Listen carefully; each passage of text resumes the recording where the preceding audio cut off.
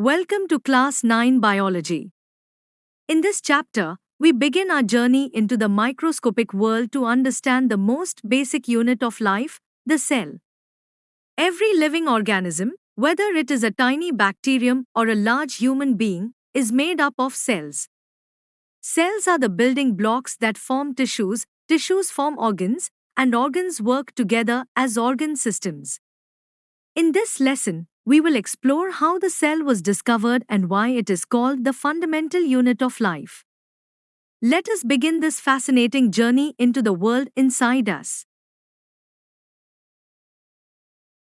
Observe the following structures: a tower, monuments, and buildings. They look very different from each other.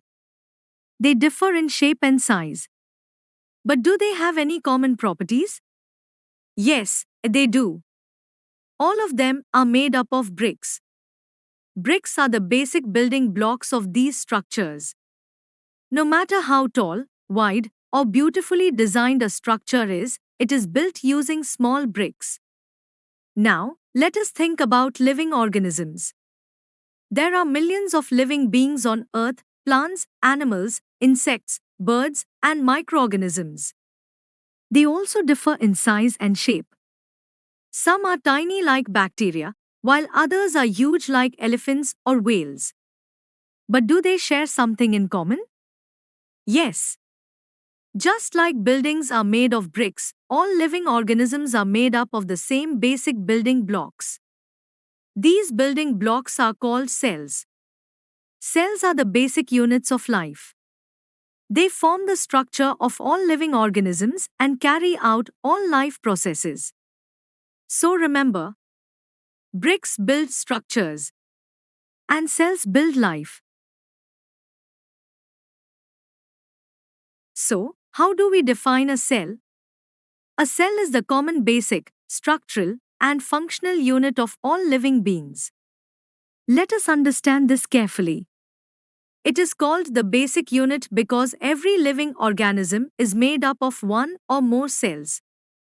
It is the structural unit because cells form the body structure of organisms, just like bricks form a building. And it is the functional unit because all life processes, such as respiration, digestion, growth, and reproduction, take place inside cells. In simple words, without cells, there can be no life. Cells are truly the building blocks of life. Let us now learn about the discovery of cells. In the year 1665, a scientist named Robert Hooke made an important observation. He observed a very thin slice of cork, which is the bark of a tree, under a microscope that he had designed himself. When he looked carefully, he noticed something unusual. He saw many tiny, empty box-like structures. These small compartments looked very similar to the structure of a honeycomb. Because they appeared like small rooms, Robert Hooke named them cells. The word cell comes from Latin, meaning small rooms. However, what Hooke actually saw were empty cell walls of dead cork cells. But this discovery was very important. It marked the beginning of cell biology and opened the door to understanding that all living organisms are made up of cells. And that is how the cell was discovered. Living organisms are of two main types, unicellular and multicellular. Let us first understand unicellular organisms. Uni means one. So, unicellular organisms are made up of a single cell. In these organisms, all life processes, such as nutrition, respiration, excretion, growth, and reproduction, are carried out by just one cell. Examples include Chlamydomonas, Paramecium, and bacteria. Even though they consist of only one cell, they can perform all necessary life functions independently. Now let us understand multicellular organisms. Multi means many. So, multicellular organisms are made up of many cells. In these organisms, different cells group together and perform different functions. Some cells form tissues, tissues form organs, and organs work together as organ systems. Examples include fungi, plants, and animals, including humans. So remember, unicellular organisms, one cell does everything. Multicellular organisms, many cells share the work. Now let us understand the cell theory. Over time, different scientists studied cells and proposed important ideas about them. The first cell theory was proposed by M. J. Schleiden and Theodor Schwanner during the years 1838 to 39. They stated that all plants and animals are made up of cells, and that the cell is the basic unit of life. This was a revolutionary idea because it clearly established that cells form the foundation of all living organisms. Later, in 1885, Rudolf Virchow further modified this theory. He proposed an important statement. All cells arise from pre-existing cells. This means that new cells are formed only from already existing cells through cell division. So, combining these ideas, the cell theory tells us three main points. All living organisms are made up of cells. The cell is the basic structural and functional unit of life. And all cells come from pre-existing cells. These principles form the foundation of modern biology.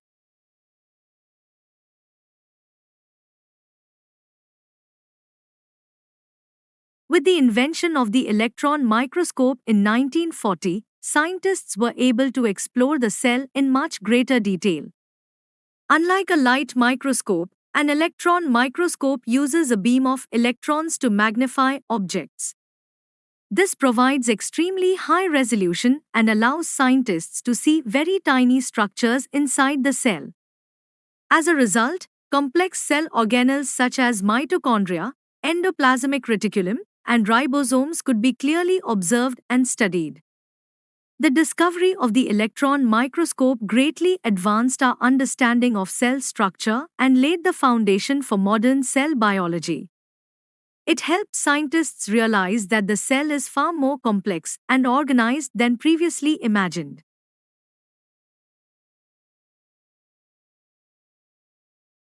Now let us learn about the shapes of cells. Different cells have different shapes depending on the functions they perform in the body. Some cells are columnar in shape. They look like columns. For example, epithelial cells found in the lining of organs. Some cells are circular and biconcave. Red blood cells, or RBCs, have this shape. This special shape helps them carry oxygen efficiently. Certain cells are spindle-shaped. A spindle is a tool used to spin fibers into thread. Smooth muscle cells have this shape, which helps them contract and relax. Some cells are oval in shape. An example is the ovum or egg cell. There are also irregularly shaped cells. Amoeba is a good example. Its shape keeps changing as it moves. Some cells are circular, such as fat cells. And some cells are branched. Nerve cells have long branches that help in transmitting messages throughout the body. Some cells are spiral in shape. They look like a spring. An example is Spirillum bacteria. Some cells are rectangular in shape. Cells of Spirogyra show this type of structure. Certain bacteria are rod-shaped. These are called bacillus bacteria. So, the shape of a cell is closely related to the work it performs. Structure and function always go hand in hand in living organisms.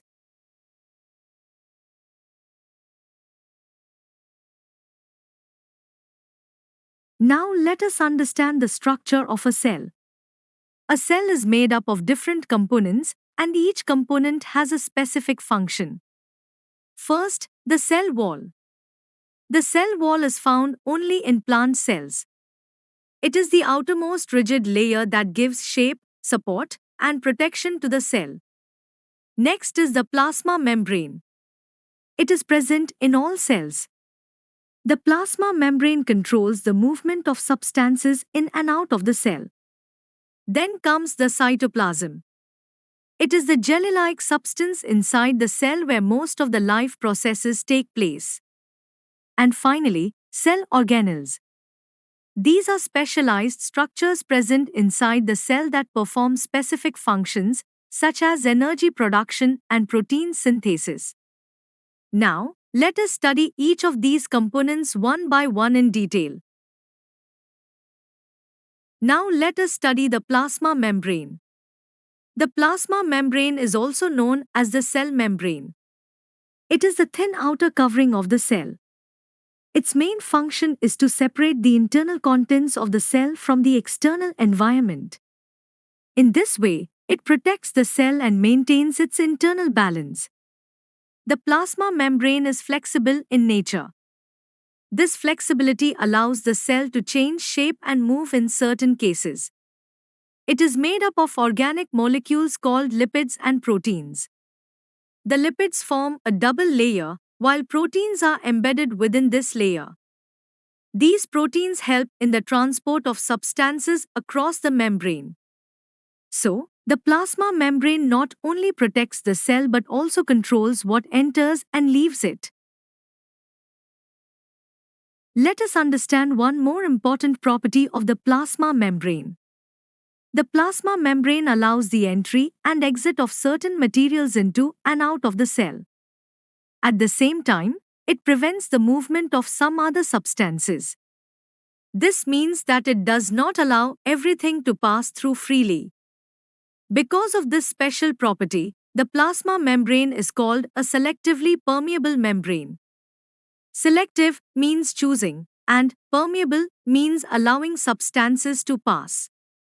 So, the plasma membrane carefully controls what enters the cell and what leaves it. In this way, it helps maintain the proper internal environment of the cell and keeps it functioning smoothly. Now, a very important question arises. How does the movement of substances take place inside and outside the cell? We already know that the plasma membrane controls what enters and leaves the cell. But how exactly does this movement happen?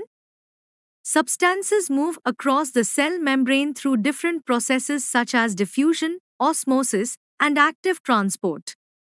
Some materials move from a region of higher concentration to a region of lower concentration. In some cases, the cell uses energy to move substances against the concentration gradient. Let us now understand these processes one by one in detail. Let us understand diffusion with simple examples. When the concentration of carbon dioxide inside the cell increases, the carbon dioxide moves out of the cell. This movement happens by diffusion. In diffusion, substances move from a region of higher concentration to a region of lower concentration. So carbon dioxide moves from inside the cell, where its concentration is high, to outside the cell, where its concentration is lower. Similarly, when the concentration of oxygen inside the cell decreases, oxygen moves from outside the cell to inside the cell. Again, it moves from an area of higher concentration to an area of lower concentration. This natural movement of particles without using energy is called diffusion. Diffusion helps maintain the proper balance of gases inside the cell. The plasma membrane also plays an important role in the transport of water in and out of the cell. Water does not move randomly. Its movement takes place in a specific manner through the plasma membrane. Now let us understand how the exchange of water occurs inside a cell through the plasma membrane. This special movement of water is known as osmosis. Let us study this process in detail. Let us understand what happens when a cell is placed in an isotonic solution. An isotonic solution means that the medium surrounding the cell has the same water concentration as the cell. In this situation, the concentration of water inside and outside the cell is equal. So, there is no net movement of water. Water may move in and out, but the amount entering the cell is equal to the amount leaving the cell.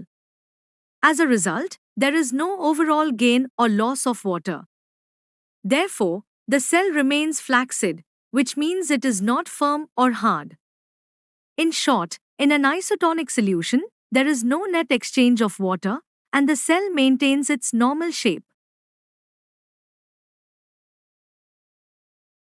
Now let us understand what happens when a cell is placed in a hypertonic solution. A hypertonic solution means that the medium surrounding the cell has a higher water concentration than the cell. In other words, the solution outside the cell is very dilute. In this situation, water moves from outside the cell to inside the cell. This happens because water always moves from a region of higher water concentration to a region of lower water concentration. As more and more water enters the cell swells up.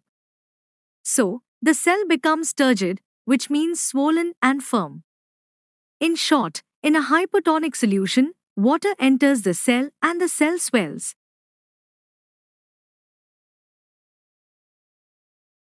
Now let us understand what happens when a cell is placed in a hypertonic solution. A hypertonic solution means that the medium surrounding the cell has a lower water concentration than the cell. In other words, the solution outside the cell is highly concentrated. In this condition, water moves out of the cell. This happens because water always moves from a region of higher water concentration to a region of lower water concentration. As water leaves the cell begins to shrink. So, the cell becomes plasmolysed. Plasmolysis means the cell shrinks because it loses water. In short, in a hypertonic solution, water moves out of the cell and the cell shrinks.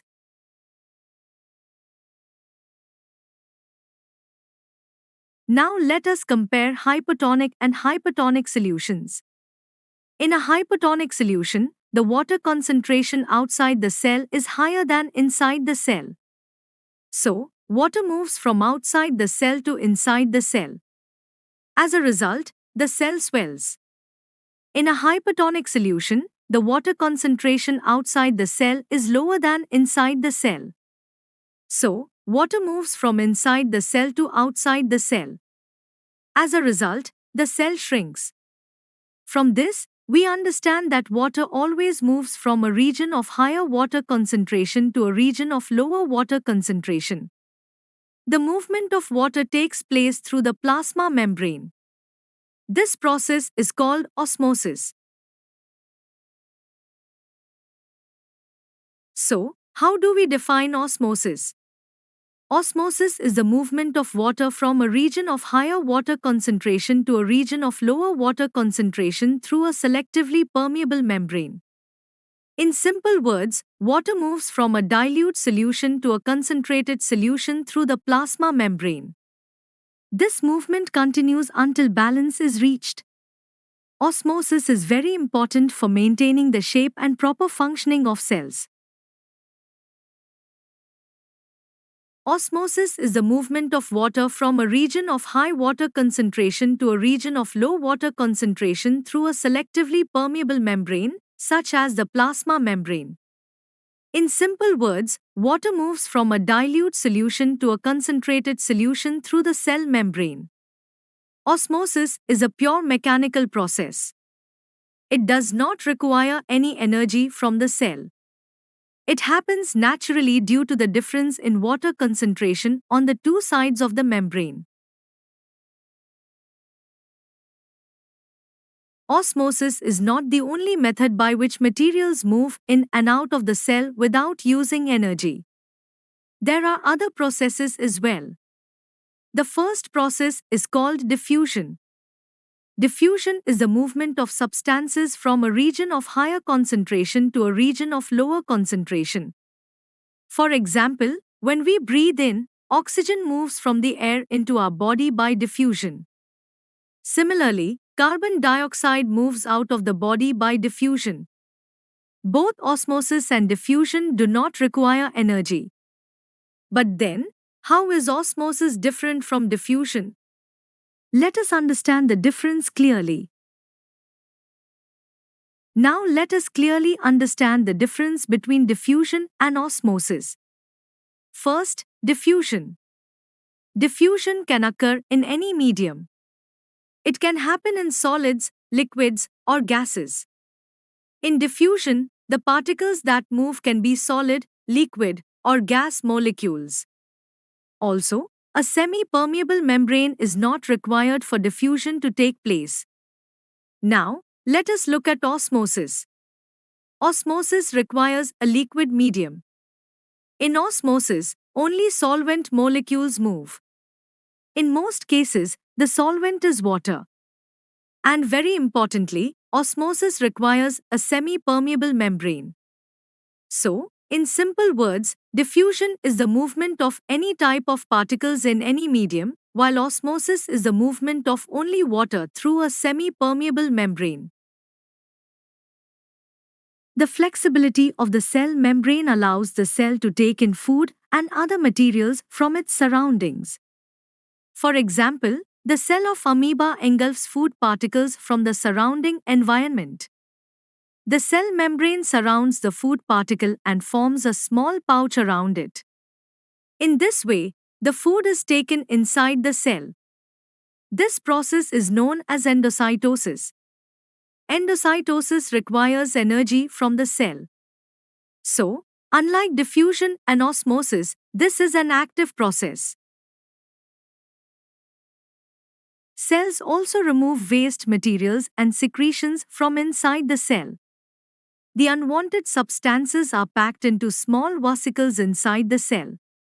These vesicles move towards the cell membrane. The vesicle then fuses with the cell membrane and releases its contents outside the cell. This process is known as exocytosis. Exocytosis requires energy from the cell. So, it is also an active process. Now let us move to the next part, the cell wall. The cell wall is found only in plant cells. It is a rigid outer covering of the cell. It is present outside the cell membrane. The cell wall is made up of cellulose, which is a type of carbohydrate. Cellulose is a complex substance that provides structural strength to plants. The cell wall is non-living and freely permeable. This means it allows substances to enter and leave the cell freely. The cell wall gives shape, support, and protection to plant cells.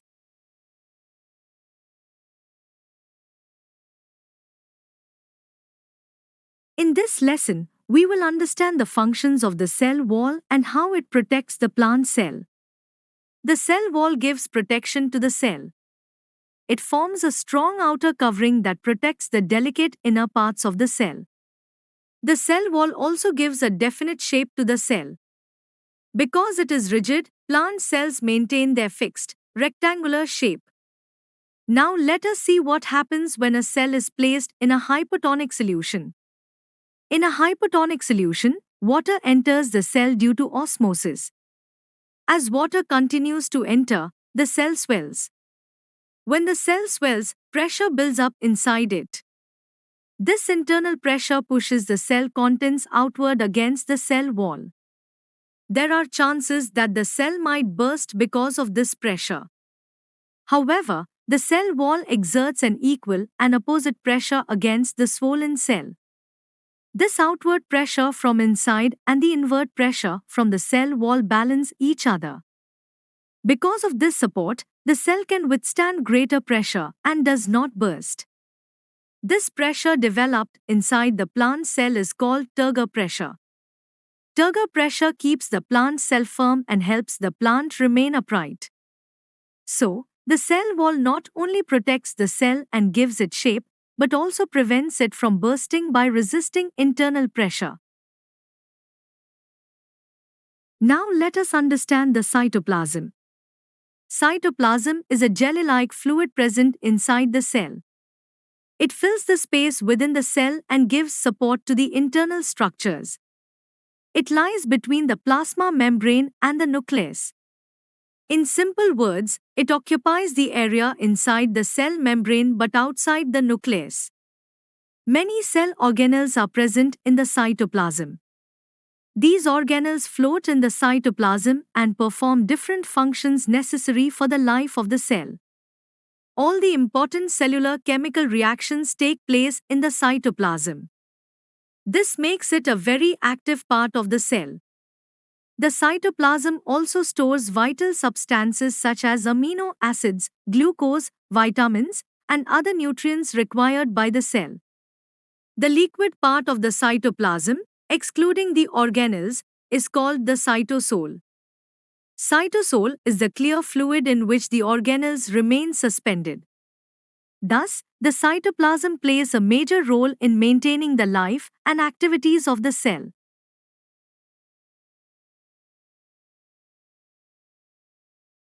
Now let us learn about cell organelles. An organelle is a specialized structure inside a cell that performs a specific function. Each organelle has its own role, just like different organs in our body. For example, some organelles help in making new materials for the cell. Some help in producing energy. Others help in removing waste materials from the cell. A cell is able to live and perform all its functions because of these organelles.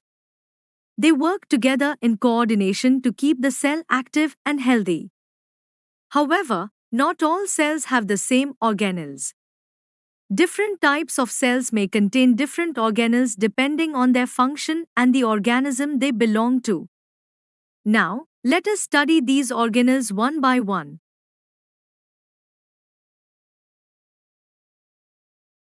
Now let us understand the nucleus. The nucleus is a large, spherical structure usually located at the center of the cell. It is considered the most important part of the cell because it controls all the cellular activities. The nucleus acts as the control center of the cell. It regulates growth, metabolism, protein synthesis, and also plays a very important role in cell division. It also decides what function a cell will perform after maturation. In simple words, it determines the characteristics and activities of the cell. The nucleus is covered by a double-layered membrane called the nuclear membrane. This nuclear membrane has tiny openings called nuclear pores. These pores allow the exchange of materials between the nucleus and the cytoplasm. Inside the nucleus, there is a jelly-like fluid called nucleoplasm. The nucleoplasm contains one or more round-shaped structures called nucleoli. The nucleolus helps in the formation of ribosomes. The nucleus also contains a network of thin thread-like structures called chromatin fibers. These fibers are composed of DNA and proteins. When the cell is about to divide, these chromatin fibers become shorter and thicker and are visible as rod-shaped structures called chromosomes. Chromosomes are made up of DNA, which stands for deoxyribonucleic acid. DNA molecules transfer hereditary information from one generation to the next. For example, traits such as eye color, hair color, height, and other characteristics are inherited through DNA. The functional segments of DNA are called genes. Genes control specific traits and functions in the body. Generally, one gene controls one or more functions. However, sometimes a single characteristic may be controlled by a group of genes working together. Thus, the nucleus not only controls the activities of the cell but also stores and transmits hereditary information through DNA and genes. Now let us study the functions of the nucleus. The nucleus controls all the metabolic activities of the cell. It regulates processes such as growth, protein synthesis, and energy production. If the nucleus is removed from the cell ultimately dies. This shows how essential the nucleus is for survival. The nucleus also controls cell division. It ensures that genetic material is properly distributed to the daughter cells during division. Another very important function of the nucleus is the transmission of hereditary characters. It passes genetic information from parents to their offspring. This genetic information is stored in the DNA present inside the nucleus. That is why children inherit traits such as eye color, height, and other characteristics from their parents. Thus, the nucleus acts as the control center of the cell and the carrier of hereditary information. Now let us understand the endoplasmic reticulum, also called ER. The endoplasmic reticulum is a large network of membrane-bound tubes and sheets present inside the cell. It spreads throughout the cytoplasm and is connected to the nuclear membrane. As you can see in the diagram, the ER has two main structures, sheets and tubes. The sheet-like structures are generally found near the nucleus. These are part of the rough endoplasmic reticulum. The tube-like structures form a network of hollow passages. These are mainly part of the smooth endoplasmic reticulum. The entire ER is covered by a membrane, which helps in separating its contents from the rest of the cytoplasm. The rough endoplasmic reticulum has ribosomes attached to its surface. Because of ribosomes, it appears rough and helps in protein synthesis. The smooth endoplasmic reticulum does not have ribosomes. It helps in the production of lipids and in detoxifying harmful substances. Thus, the endoplasmic reticulum acts as a transportation system within the cell and plays an important role in making proteins and fats. The endoplasmic reticulum is of two types, rough endoplasmic reticulum, also called RER, and smooth endoplasmic reticulum, known as SER. Let us first understand the rough endoplasmic reticulum. It appears rough when seen under an electron microscope. This rough appearance is due to the presence of tiny particles called ribosomes attached to its surface. Ribosomes are very important because they are the site of protein synthesis. This means the rough endoplasmic reticulum helps in the production of proteins inside the cell. Now let us move to the smooth endoplasmic reticulum. The smooth endoplasmic reticulum does not have ribosomes attached to it. That is why it appears smooth. Its main function is to manufacture fat molecules, also known as lipids. In some cells, it also helps in detoxifying harmful substances. So, to summarize, rough ER makes proteins and smooth ER makes lipids. Both types work together to help the cell function efficiently. Now let us understand the functions of the endoplasmic reticulum. The first important function of the endoplasmic reticulum is intracellular transport. This means it helps in transporting materials from one part of the cell to another. The second function is synthesis of proteins and lipids. The rough endoplasmic reticulum synthesizes proteins, while the smooth endoplasmic reticulum synthesizes lipids or fats. After synthesis, the endoplasmic reticulum also helps in transporting these proteins and lipids to different parts of the cell where they are needed. Another very important function is related to the formation of the plasma membrane. The proteins and lipids made by the endoplasmic reticulum are used to build and repair the cell membrane.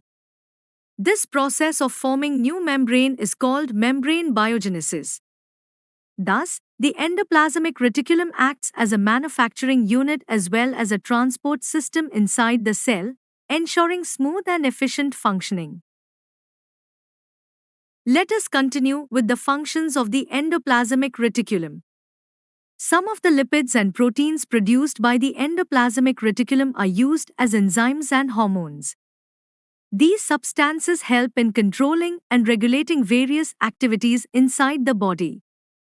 The endoplasmic reticulum also helps in transporting proteins that are synthesized by ribosomes. After proteins are made, they are carried to different parts of the cell where they are required.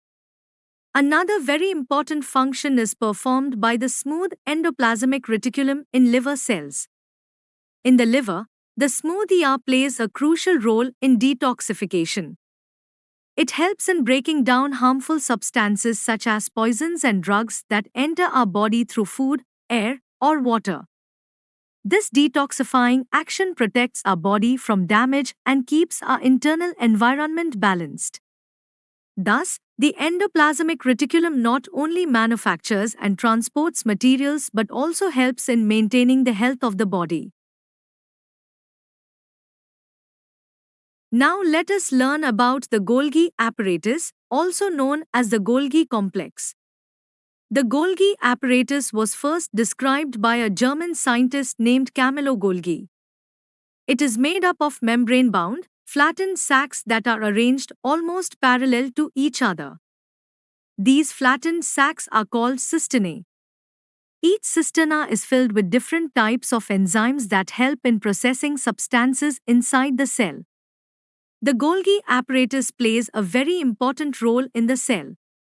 It is often called the packing and forwarding department of the chemical factory of the cell. After proteins and lipids are made in the endoplasmic reticulum, they are sent to the Golgi apparatus. Here, they are modified, sorted, packed into small vesicles, and then transported to their correct destinations inside or outside the cell. Thus, the Golgi apparatus ensures that materials are properly processed and delivered efficiently. Now let us understand the functions of the Golgi apparatus. The materials that are synthesized near the endoplasmic reticulum, such as proteins and lipids, are sent to the Golgi apparatus. The Golgi apparatus then packages and dispatches these materials to different targets, both inside and outside the cell. Another important function of the Golgi apparatus is storage, modification, and packaging of products. Here, the substances are modified if required, sorted properly, and packed into small sacs called vesicles. These vesicles then carry the materials to their correct destinations. In this way, the Golgi apparatus ensures that the products made in the cell are processed correctly and delivered efficiently. Thus, it truly acts as the cell's processing and distribution center. Let us continue with the functions of the Golgi apparatus. The materials synthesized near the endoplasmic reticulum are received by the Golgi apparatus. These materials are then carefully packaged and dispatched to various targets, both inside and outside the cell. The Golgi apparatus also performs storage, modification, and packaging of these products into small vesicles. In some cases, it plays an additional role by converting simple sugars into complex sugars. This is important for forming certain molecules required by the cell. Another important function is its involvement in the formation of lysosomes. Lysosomes are organelles that contain digestive enzymes and help in breaking down waste materials inside the cell. Thus, the Golgi apparatus not only modifies and transports materials but also contributes to important cellular structures. It truly functions as a central processing and distribution center of the cell. Now let us understand lysosomes. Lysosomes are simple, single membrane-bound sacs present inside the cell. They are filled with powerful digestive enzymes. These enzymes are made by the rough endoplasmic reticulum and later packed by the Golgi apparatus. During various metabolic activities inside the cell, organic waste materials are produced. The strong digestive enzymes present in lysosomes are capable of breaking down these wastes. Therefore, lysosomes help in digesting and removing cellular waste, keeping the cell clean and healthy. Plant cells usually have very few lysosomes. This is because, in most plant cells, waste materials are stored in vacuoles instead of being immediately digested. Due to their ability to digest cellular waste and even damaged organelles, lysosomes are often called the cleaning units of the cell. Now let us understand the functions of lysosomes. Lysosomes are often called the digestive system of the cell. They protect the cell by destroying any foreign materials that enter it. If harmful substances such as bacteria or viruses invade the cell, lysosomes use their powerful digestive enzymes to break them down. In this way, lysosomes help in defending the cell from infections. They also remove worn-out organelles and cellular debris, keeping the cell clean and properly functioning. Because of this protective and cleaning role, lysosomes are sometimes referred to as the suicide bags or protective units of the cell. Thus, lysosomes play a very important role in maintaining the health and safety of the cell. Let us continue with the functions of lysosomes. Lysosomes remove worn-out or damaged cellular organelles. They also clear away all organic debris and waste materials present inside the cell. This cleaning process is extremely important because waste accumulation can harm the cell. Sometimes, lysosomes can even digest the entire cell if it is badly damaged. This process is called autolysis, which means self-digestion. Because lysosomes break down damaged parts and help in destroying unwanted materials, they are often called the demolition squads of the cell. Just like a demolition team breaks down old or unsafe buildings, lysosomes break down unwanted or damaged parts inside the cell. Thus, lysosomes help maintain cleanliness, protection, and proper functioning of the cell.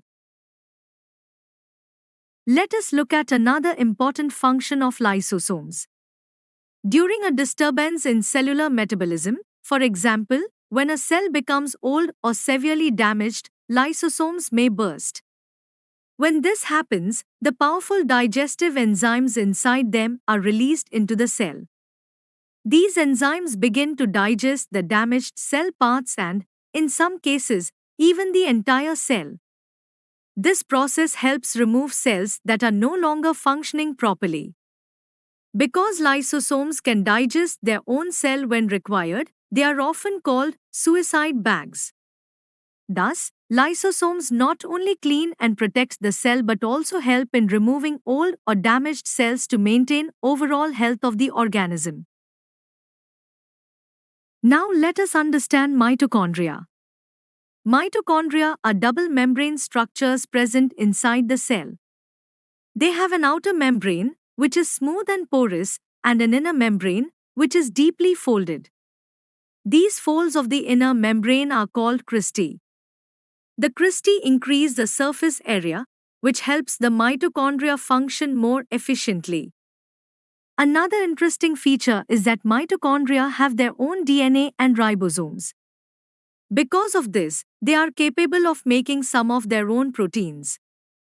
Mitochondria play a very important role in the cell as they are responsible for releasing energy required for various cellular activities.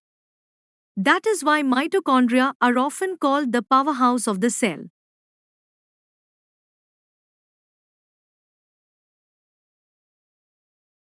Let us now understand the main function of mitochondria.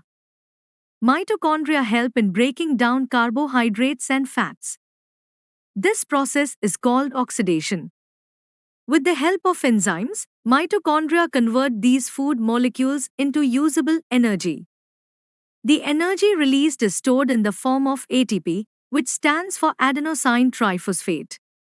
ATP is known as the energy currency of the cell because it provides energy for all cellular activities. Whether it is movement, growth, repair, or division, the cell depends on ATP. Thus, mitochondria act as the powerhouse of the cell, supplying the energy required for life processes. Let us now understand the functions of mitochondria in detail. Mitochondria produce energy in the form of ATP. ATP is known as the energy currency of the cell because it is the usable form of energy. This energy is required for almost every activity that takes place inside the cell. That is why mitochondria are called the powerhouse of the cell. The energy produced by mitochondria is used to synthesize important chemical compounds needed by the body. It is also used to perform mechanical work, such as the movement of muscles. In addition, this energy helps in the production of heat and in the conduction of nerve impulses. Thus, without mitochondria, the cell would not be able to carry out essential life processes. They play a central role in keeping the cell active and functioning efficiently.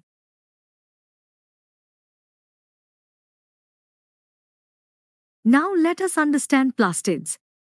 Plastids are double membrane structures present only in plant cells. They are absent in animal cells. Plastids play an important role in giving color to different parts of the plant, such as leaves, flowers, and fruits. The green color of leaves is due to a type of plastid called chloroplast.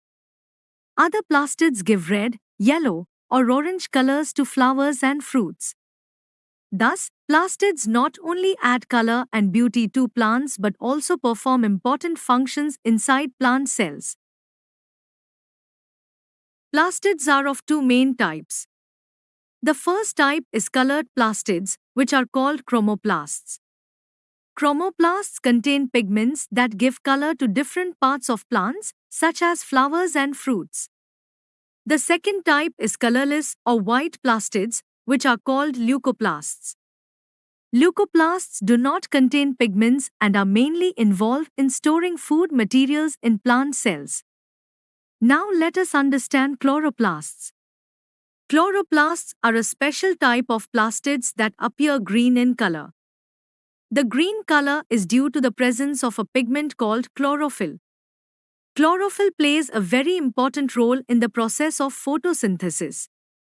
Thus, plastids not only provide color but also help in food storage and food production in plants. Now let us understand the functions of plastids. Chloroplasts help to harness or trap solar energy from sunlight. They convert this solar energy into chemical energy in the form of food. This process is known as photosynthesis. Chromoplasts give bright colors to flowers and fruits. These colors help attract insects and animals, which assist in pollination and seed dispersal. Leucoplasts are involved in the synthesis, or production, and storage of different kinds of food materials. They store starch, oils, and proteins inside plant cells. So, plastids help plants prepare food, store food, and add color to different plant parts. They play a very important role in the life of plants.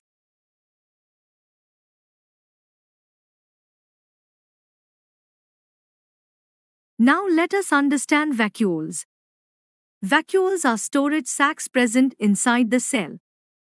They store solid or liquid substances such as water, food, and waste materials. A vacuole is bound by a single membrane, which means it has only one layer covering it. Vacuoles do not have a fixed shape or size. Their structure can change depending on the needs of the cell. In animal cells, vacuoles are usually small, few in number, and temporary. In plant cells, there is generally one large central vacuole. This large vacuole helps in storing water and maintaining the shape and rigidity of the plant cell. Thus, vacuoles act as storage centers and help the cell maintain proper balance and structure. Now let us understand the functions of vacuoles. Vacuoles help to maintain the osmotic pressure of the cell. In simple words, they help in maintaining the balance of water inside the cell. They also store metabolic byproducts and end products. These are the products formed during various chemical reactions inside the cell. In animal cells, vacuoles store waste materials and sometimes food. For example, in amoeba, the vacuole that stores food is called a food vacuole. In plant cells, vacuoles are usually large and filled with cell sap. Cell sap is a mixture of water and dissolved minerals. The presence of cell sap helps maintain turgidity, which means firmness, and rigidity, which means stiffness. This is why plant cells remain firm and upright. Thus, vacuoles act as storage centers and also help maintain the shape and internal balance of the cell. Eukaryotic and prokaryotic cells. In this topic, we will understand the difference between eukaryotic and prokaryotic cells. We have studied some important organelles of a cell. All these organelles are covered by a membrane. Cells that have membrane-bound organelles are called eukaryotic cells. On the other hand, cells that do not have membrane-bound organelles are called prokaryotic cells. So, the main difference between eukaryotic and prokaryotic cells is the presence or absence of membrane-bound organelles. Characteristics of eukaryotic cells. Now let us understand the important characteristics of eukaryotic cells in detail. First, eukaryotic cells have a well-defined nucleus. This means the nucleus is clearly separated from the cytoplasm by a nuclear membrane. Inside the nucleus, we find the nucleolus and nucleoplasm. Because of this organized structure, the cell can properly control its activities. Second, the size of a eukaryotic cell ranges from 5 to 100 micrometers. This makes them comparatively larger than prokaryotic cells. Their larger size allows them to contain many specialized organelles that perform specific functions. Third, eukaryotic cells have more than one chromosome. These chromosomes are present inside the nucleus and carry genetic information. This helps in proper growth, development, and reproduction. Finally, eukaryotic cells are found in higher and more advanced organisms, including unicellular organisms like amoeba and multicellular organisms such as plants and animals. Because of their complex structure and membrane-bound organelles, eukaryotic cells are more organized and efficient in carrying out life processes. Characteristics of prokaryotic cells. Now let us understand the main characteristics of prokaryotic cells.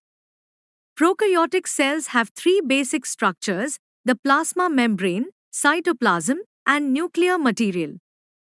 These simple structures help the cell perform all essential life processes. Unlike eukaryotic cells, the nucleus in prokaryotic cells does not have a nuclear membrane. Because of this, the genetic material or DNA lies directly in contact with the cytoplasm.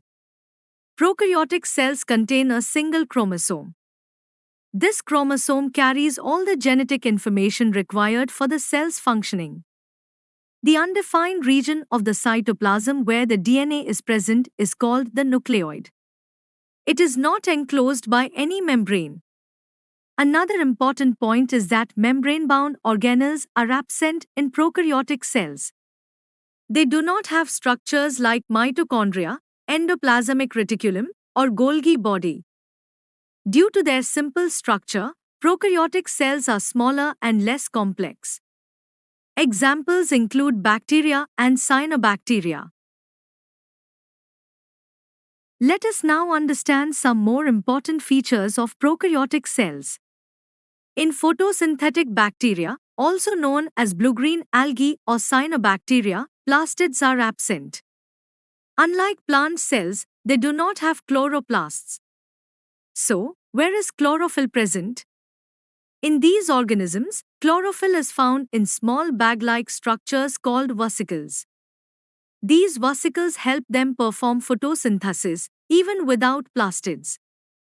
That is why such bacteria are called photosynthetic bacteria.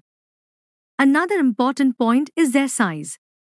Prokaryotic cells are much smaller compared to eukaryotic cells. Their size generally ranges from 1 to 10 micrometers. Because of their small size and simple structure, prokaryotic cells are considered more primitive and less complex. Examples include bacteria and cyanobacteria. These features clearly highlight the simplicity and uniqueness of prokaryotic cells. Thank you for watching this lesson. I hope this session helped you understand the topic clearly and strengthened your concepts. If you found this video helpful, please like and share it with your friends and classmates. Don't forget to subscribe to the channel for more educational videos, revision lessons, and exam preparation support. For detailed notes, worksheets, and test papers, visit edushree.in and explore more learning resources designed to help you score better. Keep learning, keep practicing, and I'll see you in the next lesson.